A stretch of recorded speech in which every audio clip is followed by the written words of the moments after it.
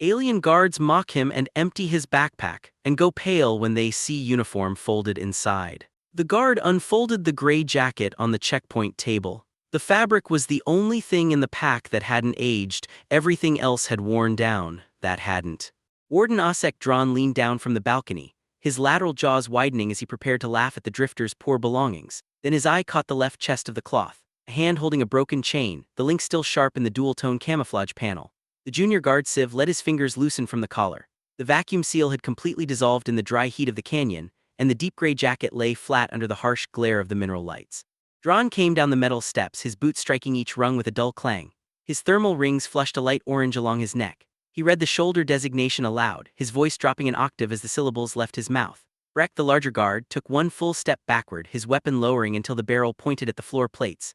Above them, the automated recording drone changed its pitch and zoomed in on the table without anyone touching the controls. "Where did you get this?" Dron asked. The volume was gone from his chest, replaced by a thin, tight, raspy sound. The man sitting against the wall looked up for the first time. His face was gray with the dust of the Gallow Road, and his left leg lay straight and stiff against the stone. His hands were perfectly still on his knees. "It's mine," Dale Corvin said. The room stayed completely silent, the air heavy with the smell of recycled coolant and hot iron. "Would you have stayed, or would you have run?" Because he didn't run. Stay close because the real weight of what he carried wasn't on his back. 3 hours earlier, the shadows inside the Kethvar crossing were still running thin and straight down the canyon walls. Warden Osek Dron stood on the upper balcony with his ocular scanner raised to his middle set of eyes. The three suns were hitting the valley floor, turning the white dust into a blinding sheet that made the lower road look like a dry riverbed. A lone shape broke the haze. It was a single traveler, moving with an awkward hitching stride that favored the left side. To a Herath official who had spent his career processing the scraps of the frontier, the walk meant one thing: a vagrant. A drifter from the upper migration lanes who had run out of fuel or credit and had chosen to walk rather than rot in the transit bays. "Civ," Dron called out, not lowering the glass. "We have a walker, get the junior down to the plates." Civ shifted his weight near the primary terminal, his jaw rings pale and steady. "A local." "Terran," Dron said, spitting into the drainage trough. "The small kind, looks like his gear is worth less than the water it will take to flush his skin." The heavy gate opened with a screech of ungreased gears. Breck went down first, his massive frame filling the door frame, his fingers tapping a rhythmic beat against the side of his suppression baton. They liked the walkers. Walkers didn't have consular representation, and they didn't have the coin to buy a fast track through the screening tiers. They were pure practice for the junior staff. Corvin came through the threshold without looking at either guard. He stopped exactly where the red line was painted on the stone, his pack shifting with a dry click of plastic buckles. He smelled of old grease and the bitter mineral bite of the outer flats. "Name and origin vessel," Civ said, stepping behind the high metal desk. He didn't look at the small slate in his hand. He kept his eyes on the traveler's boots, which were split at the heel and bound with gray tape. "Dale Corvin," the man said. His voice was thin but clear, the words coming out flat. "No vessel. I came off the hauler at the junction 3 days back." "The hauler doesn't drop passengers here," Breck said from the shadow of the pillar. "The hauler drops at the trade station 40 leagues north." "I asked the driver to stop," Corvin said. Civ made a short, whistling sound through his lateral teeth. "He asked the driver to stop in the middle of the salt, and you walked the rest?" "Yes. Destination." "Call to 9, Corvin said. Dron walked down the steps then, his large shadow falling across the desk. He looked at the man's hands. The traveler was checking his fingers, turning his right thumb over his palm 3 times, then repeating the motion on his left. It was a slow, rhythmic check, the sort of habit a man develops when he spends too much time waiting for something to explode. "Calden 9 is a dirt outpost," Dron said, his voice echoing off the high canyon walls. "They don't take laborers without a health clearance. Look at that knee, you won't last a week in the pressure trenches." "I do maintenance," Corvin said. "They need valve turners." "They need people who can stand," Civ said, leaning over the counter.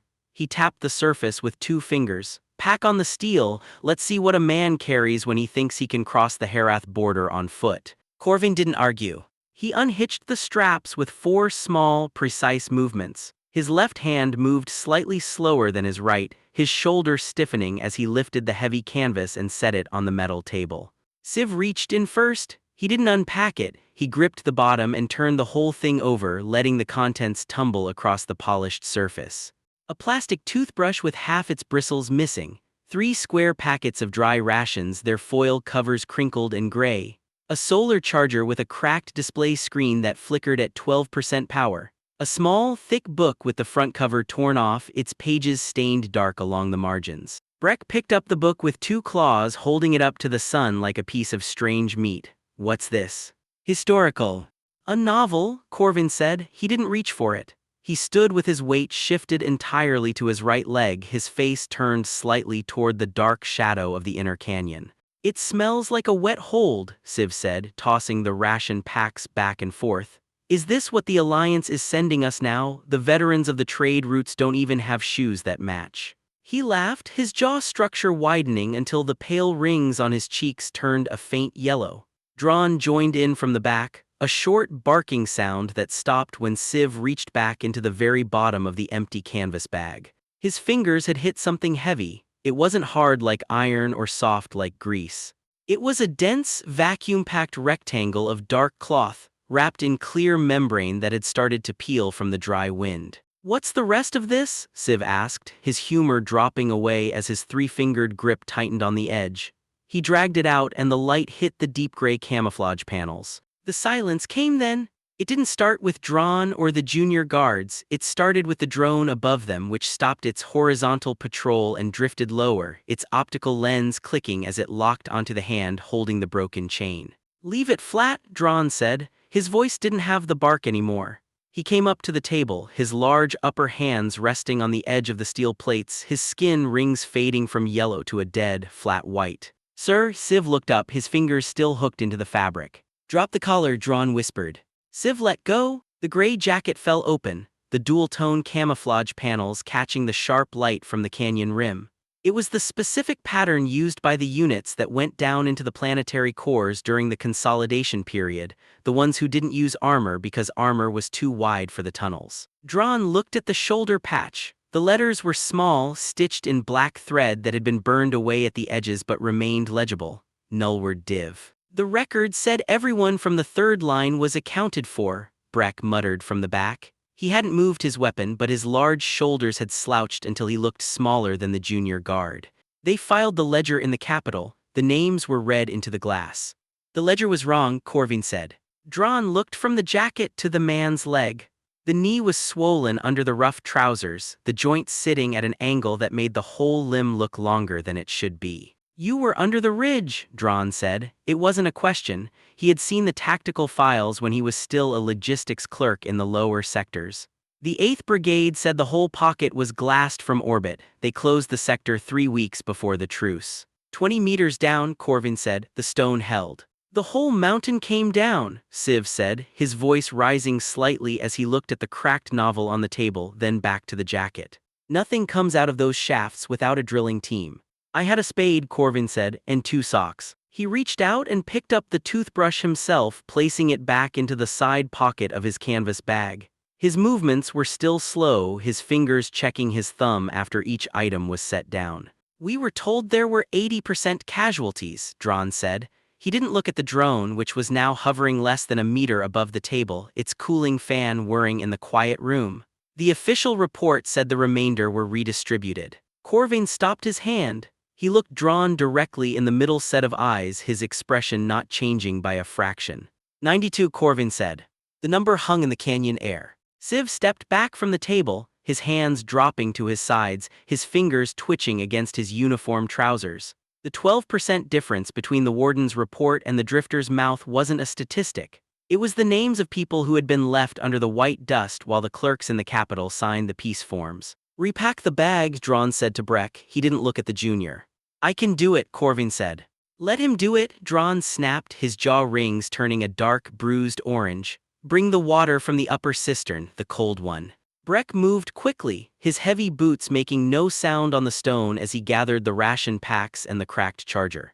He handled each item with a strange, clumsy reverence, setting the book at the very bottom before folding the gray jacket over the top with both hands.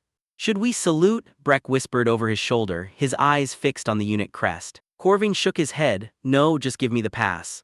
He took the bag from the table, shifting the weight to his right shoulder with a short grunt that he cut off before it could leave his teeth. He walked over to the side wall where the shadow was deepest and sat down on the cold floor, his back flat against the rock, his bad leg stretched out straight across the path. The guards stood by their terminals, their screens blinking with routine clearance codes that suddenly looked very small. The medical scanner on the desk gave a short beep, its light turning from green to a dull orange as it registered the traveler's lower limbs. Civ looked at the screen, his fingers hovering over the data pad. The display didn't show a common strain or a simple trail blister.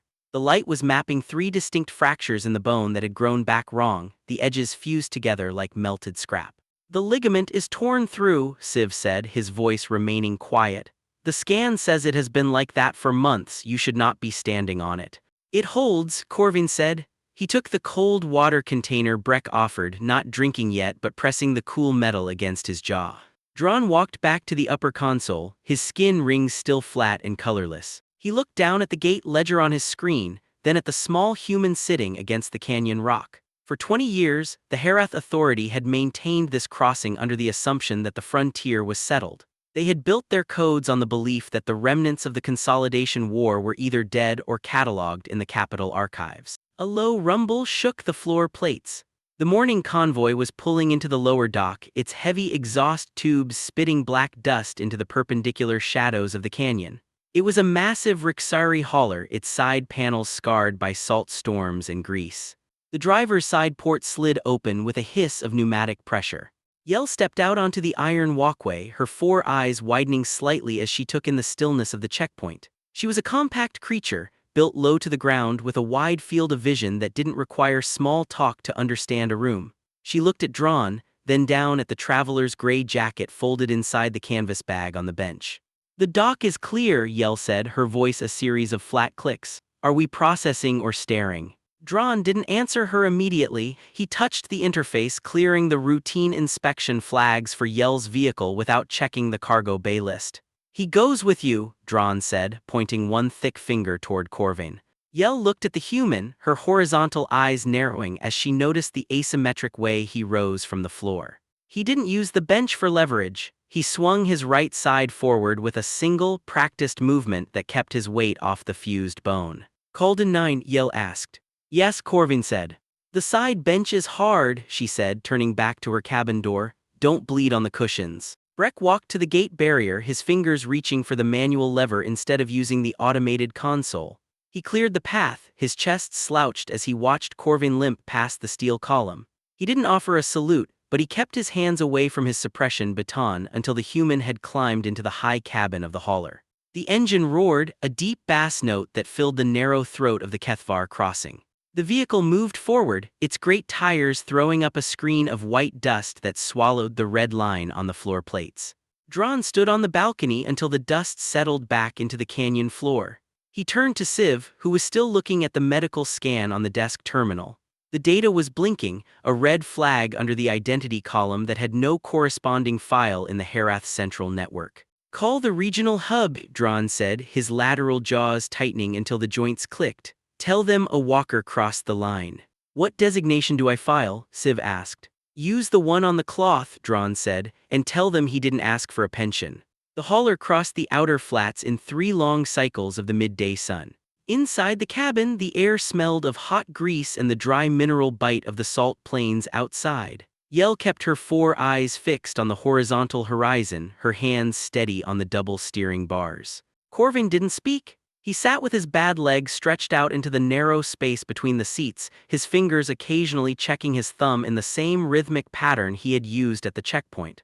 The small book with the missing cover lay on his knees, but he didn't open it. He watched the white salt rise and fall through the thick view glass. "The guards were shaking," Yell said after the second sun had started to dip below the ridge lines. "Osek Dron hasn't been that quiet since the trade treaty went sideways 3 years back." "They were busy," Corvin said. "They were looking at the jacket," she said, her lateral eyes shifting slightly to watch his profile.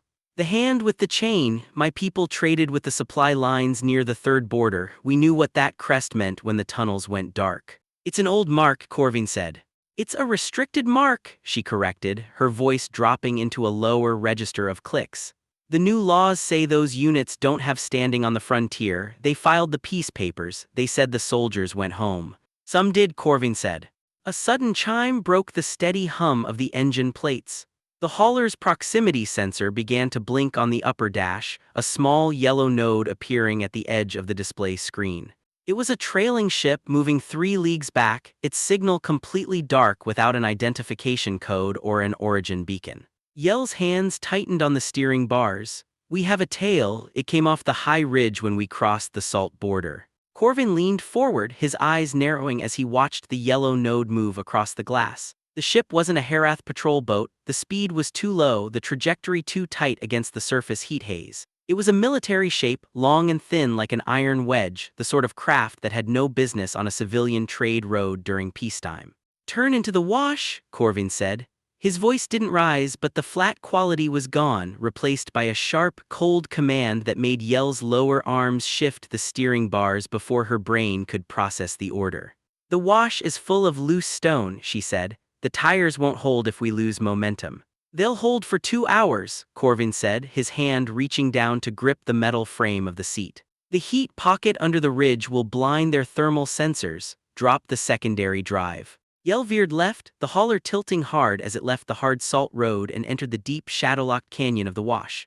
The heavy tires screamed against the loose shale, throwing up a gray wall of rock dust that rose higher than the cabin roof. Behind them, the yellow node on the screen flickered twice, then drifted wide as the thermal haze of the canyon walls swallowed the hauler's exhaust signature. They sat in the dark pocket for 2 full hours, the engine idling at a whisper that made the cabin vibrate. Corvin didn't move his eyes from the rearview glass. He held the shock baton Yell had pushed toward him, his 3 fingers hooked around the grip with a familiarity that didn't belong to a valve turner. "They're gone," Yell whispered as the yellow node finally disappeared from the upper circle of the radar screen. "Who was that?" "People looking for a ledger," Corvin said. He set the baton back on the floor plates, his left shoulder dropping with a slow, heavy sigh. "Let's move. The soil at the outpost won't wait for the sun to change." The airlock at Verath Junction Hub didn't pop with its usual clean click. It gave a long, rusted groan that vibrated through the metal walkway, sending a cloud of gray iron dust over the feet of the 3 Port Authority officers waiting at the gate.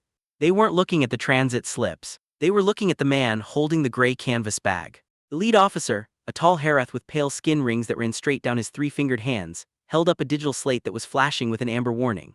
"The registration code on your transit token belongs to a passenger listed as deceased during the 4th cycle of the consolidation period," he said. His voice was flat, but his lateral jaws were clamped tight, a clear sign of professional irritation. "And that emblem on your left chest is a restricted item under the new archival law. You have 3 seconds to hand it over." Corvin didn't lift his eyes from the officer's badge. He didn't drop the canvas bag either. "The hauler dropped me at the lower dock," he said. "The ticket was paid at the canyon crossing." "The crossing clerk is a border warden, not a registry official," the officer said, stepping forward until his shoulder insignia was inches from Corvin's face. "The Nullward Division was dissolved by decree before the truce was signed in the Glass Hall. Having that patch in a civilian sector means you are carrying military property without an extraction order." "It's not property," Corvin said. He reached up with his right hand, his thumb doing that slow, rhythmic check against his palm before his fingers touched the top button of the gray field jacket. He didn't pull back, he didn't reach for a weapon. He unbuttoned the top section with 2 smooth movements, turned the heavy fabric inside out, and laid the whole garment across the officer's wide metal terminal desk. The junior officers moved closer, their hands hovering over their sidearms, their 4 eyes widening as they saw what was stitched beneath the collar. It wasn't a standard service record or an extraction code. It was a dense row of names, written in small, tight characters with 2 different colors of thread, some in the stark blue of Terran field gear, others in the pale orange fiber of alien supply packs. None of the names matched the identity on Corvin's transit slip.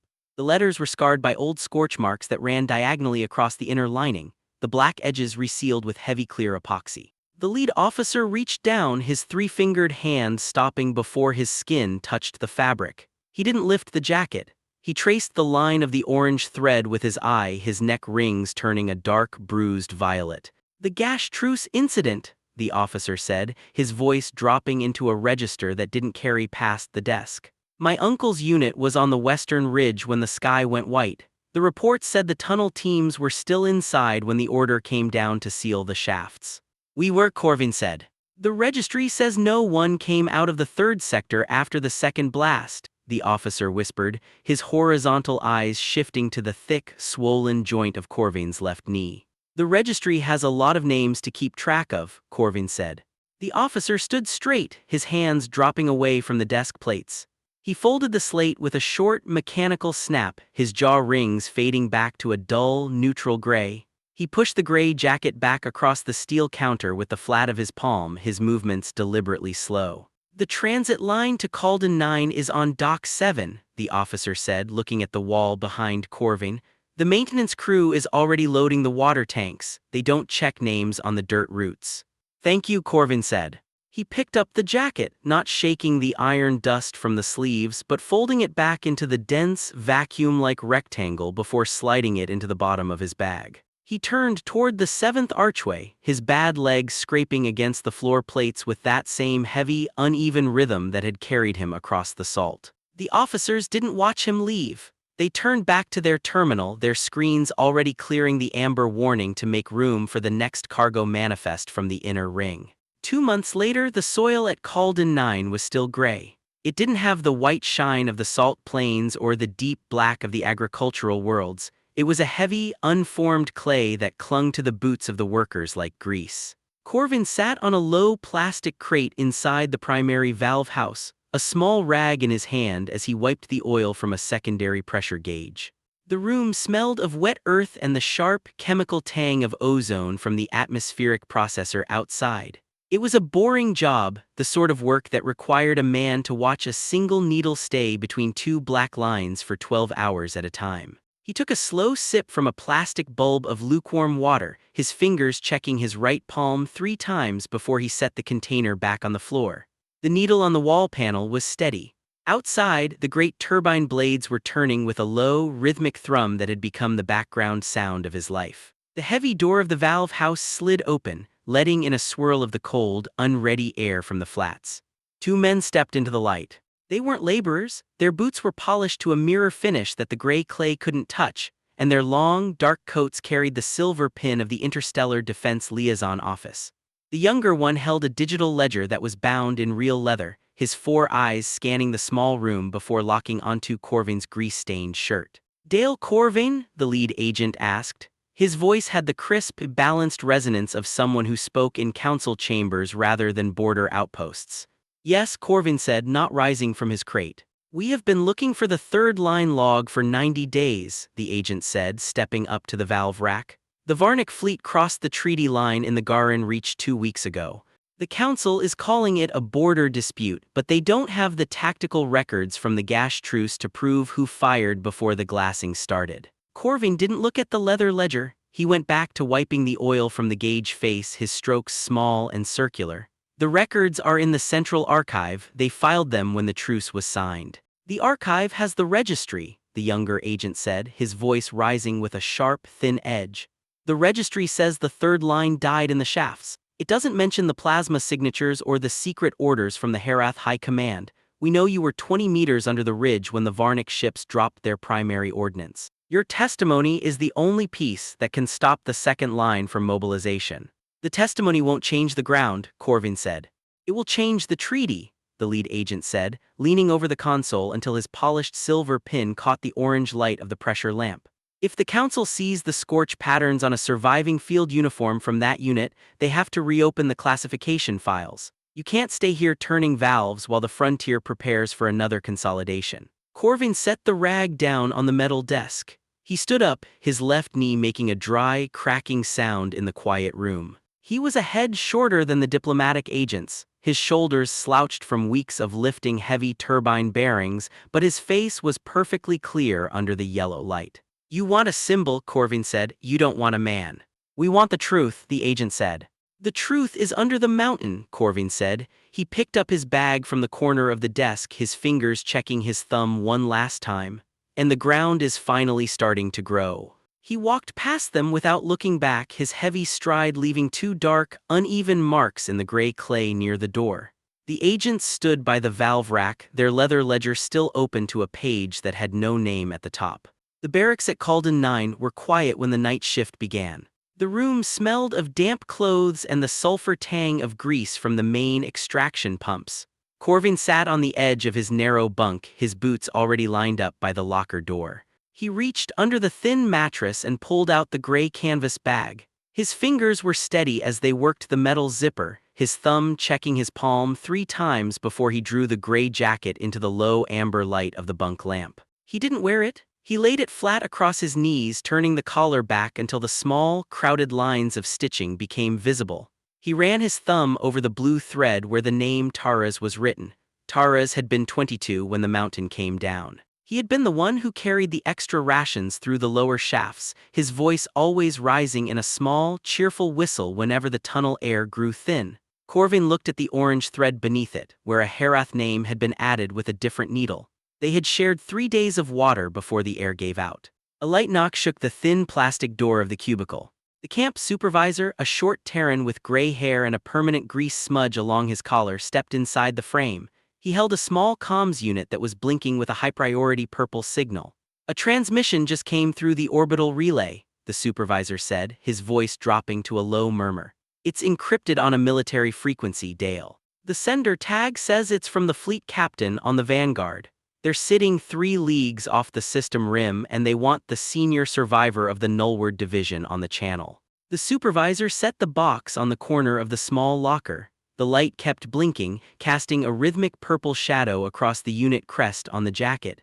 "They say the Varnic fleet just fired on the second outpost. The Council needs the operational codes from the Gash truce to clear the target grids." Corvin didn't reach for the box. He touched the inner lining of the jacket, his fingers resting on the rough epoxy that sealed the names of the dead. He remembered why he had printed his copies of the old logs on heavy paper instead of digital slates before the sector went dark. Paper didn't leave a signal. Paper couldn't be cleared by a remote override from a capital office that wanted to pretend a war had never happened. He had spent months checking his hands before every movement because when you live 20 meters under the stone, a single spark can turn a whole brigade into a row of names beneath a collar. "Tell them the line is closed," Corvin said.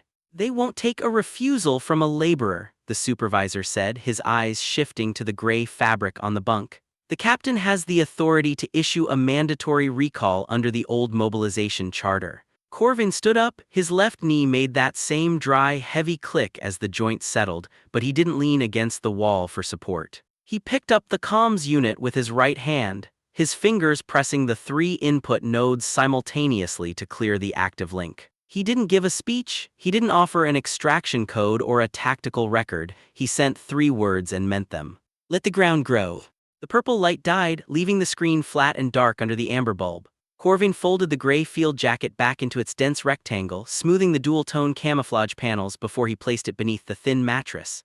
He didn't look at the supervisor. He picked up his grease rag and his tools from the locker top, his walk even and deliberate as he turned toward the door. Somewhere at the edge of the Garin Reach, the second conflict was already writing its first chapter. The troop haulers were clearing the orbital docks, their hulls catching the cold light of a sun that had seen 3 treaties fail before the ink was dry.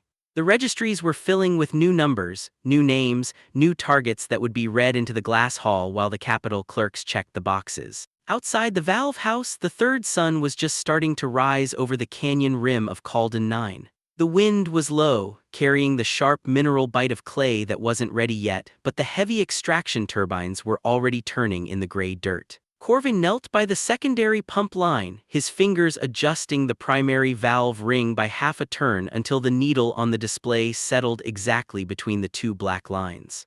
His hands were covered in the heavy gray mud of the outpost, the dark grease filling the cracks in his palms where the old heat scars had healed. He didn't look at the sky. He took his wrench from the kit bag, set his bad leg straight against the iron base plates and went back to work.